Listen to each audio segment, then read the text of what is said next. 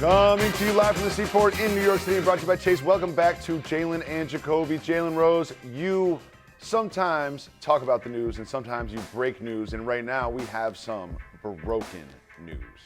To everyone else, it's breaking news. To Jalen and Jacoby listeners, it's broken news. Jalen, almost ever since Russell Westbrook was traded to the Lakers, you have been saying that he should come off the bench. And one of the reasons you said that is the way that the crowd will celebrate him when he comes off the bench to enter the game mid-game instead of before the game. And let's listen to what that reaction was like. Time for Russell Westbrook to get up and get into the game. That's the Lakers' third team foul. Just one for Denver. And the crowd appreciates Russ coming back into the game. Not only did Russ get celebrated by the crowd, he also performed on the court, and the Lakers got a much-needed win for new head coach Darvin Ham. Jalen, why is Westbrook coming off the bench going to be successful for this Lakers team? This is actually one of my favorite discussions that gives me a chance to talk about why I love sports and why I always encourage young people to play sports because of the life skills that come with it. And as much as the game is physical and psychological, it's very mental. And one of the things that help form that perception is gauging success by realistic expectations. Every player at some point, I don't care what level it is, has to modify their role.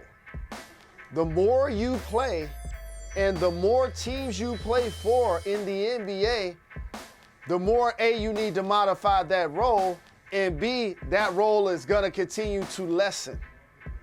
And so how you accept that is the thrust for your longevity. And unfortunately, for example, when Carmelo Anthony had the OKC press conference and joked about coming off the bench, that ultimately became a catalyst for him being out of the league, unfortunately. We saw his game when he returned with Portland. We clearly see that he deserved, as a basketball player, to be in the league. Well, what ended up happening is the other teams was like, we're not gonna take a Hall of Fame caliber player and bring him off the bench or use him as a reserve when he doesn't want to, because win, lose, or draw after the game, the media is gonna go to his locker and ask him how he felt about not finishing games sometime, because that's gonna happen to Russ too. 3, 2, 1, I'm gonna give you some more breaking news. There's gonna be some games where he doesn't finish. And then people are gonna go to him after the game and ask him how he feels about that too. But for last night, I knew, and I've been saying it, as you mentioned, for a very long time, it's just the geometry of the team. It makes sense.